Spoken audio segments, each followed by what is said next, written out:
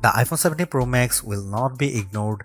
It sports a love it or hate it design that takes the camera bar across the entire back of the phone, and it comes in a cosmic orange color you can see from space. But this flagship brings more to the party than just a bold new look. That ultra-wide camera bar houses a powerful new 48-megapixel telephoto lens for better zoom shots, and Apple delivers better sustained performance thanks to a new vapor chamber cooling system that enables the blazing A19 Pro chip to keep going strong when you are playing intense games. And in a bigger battery, a less reflective display, and a tougher design on the front and the back, plus a nifty new selfie experience, and you have one of the best phones money can buy. But I have some pretty big complaints too. Here is my iPhone 17 Pro Max's review. The iPhone 17 Pro starts at $1,199 for 256 GB of storage, and that price goes all the way up to $2,000 for 2 TB of storage. This is the first time Apple is offering 2 TB in an iPhone. The iPhone 17 Pro Max is available for pre-orders now, and the release date is September 19. Apple took a risk with the iPhone 17 Pro Max redesign, and I actually think it pays off. What was just a camera bump in the top left corner is now a mammoth camera bar that Apple calls the Plateau. Some may not like it, but to me it actually feels more pro. And this area houses more components than before, so Apple could give the Pro Max a larger battery. Apple also ditched the titanium band for an aluminum unibody design because aluminum is lighter and 20x more thermally conductive, and that means the iPhone 17 Pro Max should feel cooler in your hand. The rounded edges of the phone have a soft touch feel to them, making the phone less slippery to hold than the iPhone 16 Pro Max. The iPhone 17 Pro Max is made tougher too. The 6.9-inch display is protected by Ceramic Shield 2, which has 3x better scratch resistance, and there is Ceramic Shield on the back that's 4x more resistant to crack than the previous glass. The Ceramic Shield back gives the Pro Max a two-tone design, which I really like, and it's more pronounced on the Cosmic Orange model than the Deep Blue model I tested.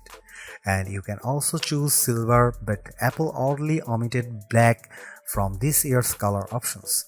Unfortunately, the iPhone 17 Pro Max is thicker and heavier than the iPhone 16 Pro Max. It measures 6.43 by 3.07 by 0.34 inches and weighs 8.22 ounces compared to 6.42 by 3.06 by 0.32 inches and 7.99 ounces.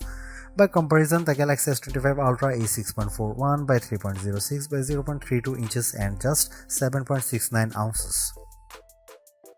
The new iPhone 17 Pro Max is ready for bright sunny days thanks to a brighter 6.9-inch OLED panel that's rated for 3000 nits of peak brightness, up from 2000 on the 16 Pro Max. There is also an improved anti-reflection layer, which means you'll get less glare on the panel when you are watching movies or surfing the web. When I held the iPhone 17 Pro Max or 16 Pro Max in my hand and turned the phones in direct sunlight, I noticed less reflections on the newer iPhone. When I put the iPhone 17 Pro Max next to my S25 Ultra to play one battle after another trailer, Samsung's phone looked a bit brighter but suffered from slightly more glare. In our test, the iPhone 17 Pro Max reached a slightly higher 1899 nits compared to the Samsung's 1860, but the Pixel 10 Pro XL blew them both away with 2555 nits. The iPhone 17 Pro Max also fell behind the Galaxy and Pixel in color reproduction, reaching just 77.6% in the DCI-3 color space test. And its colors aren't as accurate as what you would get on either S25 Ultra or Pixel 10 Pro XL.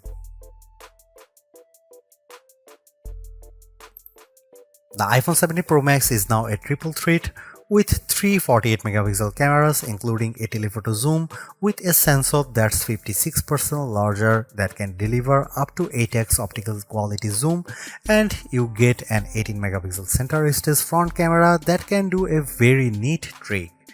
Here are some camera samples of the iPhone 17 Pro Max.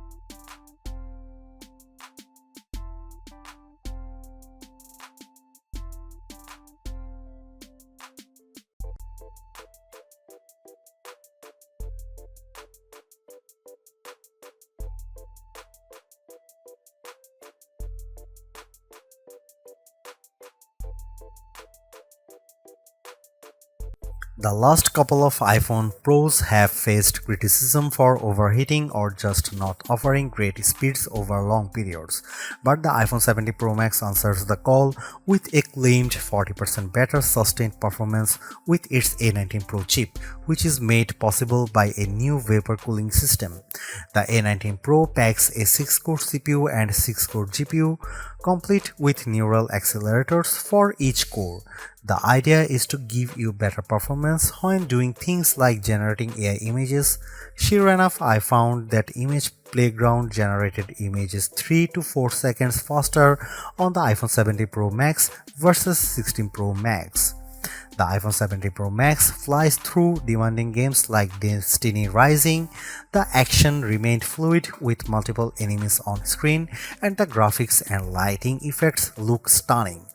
On Geekbench, which measures overall performance, the iPhone 70 Pro Max beat the Samsung Galaxy S25 Ultra on the single and multi-core portions of the test. The new iPhone also finished our video transcoding test 30 seconds faster than Samsung's device. Most impressively, the iPhone 70 Pro Max beat the S25 Ultra in our graphic testing. After Samsung had pulled ahead over the last couple of years, on 3D Mark Solar Bay Unlimited, we saw frame rate of 46.6 compared to 42.4 FPS for the Samsung. That's a big jump from 28.1 FPS for the iPhone 16 Pro Max. But what about sustained performance? The iPhone 70 Pro Max uses a vapor chamber cooling system that is designed to minimize heat and keep it away from the key components. To test sustained performance, we ran the 3D Mark Wildlife Extreme Stress Test, which includes 20 runs of the same demanding graphic test. And then we ran it again to see the results after 40 minutes. The iPhone 70 Pro Max turned in a stability score of 68.4%, which is 16 points higher than the Galaxy S25 Ultra. The new iPhone also outperformed the iPhone 16 Pro Max, though we strangely saw a bigger delta after the first 20 minutes. We also measured the temperature of the phones using a laser thermometer, and the iPhone 70 Pro Max and S25 Ultra were about the same. The iPhone 70 Pro Max promises to deliver the longest battery life in a phone, and our first round of testing seems to back up the claim. After streaming a YouTube video for 5 hours at 50% screen brightness at over Wi-Fi, the iPhone 70 Pro Max was at 88% battery. That's better than the iPhone 16 Pro 80% and the way better than the Galaxy S25 Ultra, which was 75%. On our battery test, which involves web surfing at 150 nits of screen brightness, the iPhone 70 Pro Max lasted an epic 17 hours and 54 minutes. That's the longest lasting iPhone we have ever tested and puts Apple near the top of our best phone battery life list. It also beats the iPhone 16 Pro Max's 14 hours and 17 minutes as well as the Galaxy S25 Ultra's 14 hours and 27 minutes in the same conditions. The iPhone 70 Pro Max is rated to get 50% charge in 20 minutes with Apple's new 40-watt charger, and in our testing we did see an improvement. The phone got 64% in 30 minutes, better than the 55% for the iPhone 16 Pro Max. The wireless charging speeds via MagSafe remain at the same at 25 watt with a 30-watt adapter. At iOS 26, Apple's new software update has plenty of upgrades including a sleek liquid glass design, but I am more impressed with features that make your life easier, such as call screening and hold assist in the phone app. I also like that iOS 26 is more personal. You can set custom backgrounds in the Message app as well as send polls to family and friends.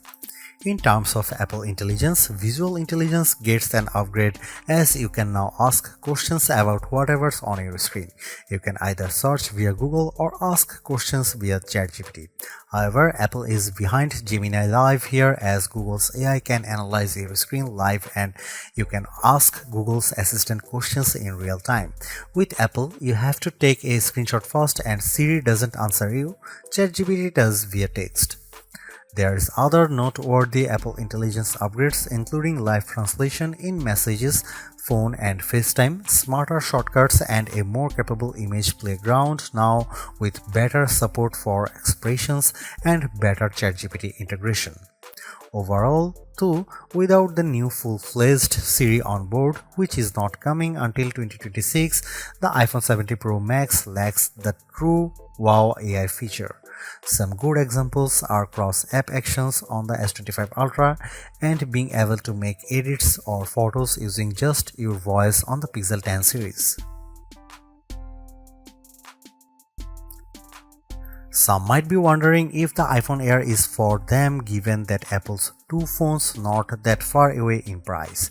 There are some benefits from going with the $999 Air. At just 5.64mm thick, it's way thinner than the iPhone 17 Pro Max and the Air is much lighter too at 5.8 ounces versus 8.2 ounces. For me, it's the difference between being able to easily slip a phone in your front pocket versus chucking it in your back pocket. The Air's display is pretty great too at 6.5 inches and the same rated brightness as the iPhone 17 Pro Max, although the Pro Max offers a more expansive 6.9 inches. The reasons to go for the Pro Max are more cameras. You get a true telephoto camera and an ultra-wide camera that can also do macros. The Air can't do that. Plus the iPhone 17 Pro Max lasted more than 5 hours longer on our battery test, and even though the iPhone Air has a similar A19 Pro chip, it offers one less GPU core and you will get worse sustained performance without vapor chamber cooling. The iPhone 17 Pro Max is the phone to get it if you love iOS and you want a big screen and the longest battery life possible. The iPhone 17 Pro is also great too if you prefer a design that's more compact. I would personally not upgrade if you have an iPhone 15 Pro Max or iPhone 16 Pro Max. The enhancements aren't compelling enough, but if you are coming from an older iPhone 14 Pro Max, I could definitely recommend stepping up to the new iPhone. You will enjoy a larger and brighter 6.9-inch display on Apple's newer phone, considerably faster performance, a tougher design, longer battery life, a better and smarter center stage front camera and other perks like audio mix for your videos. And even though there is no true killer Apple Intelligence feature yet, the iPhone 17 Pro Max is in line to get the new and improved Siri when it's finally ready.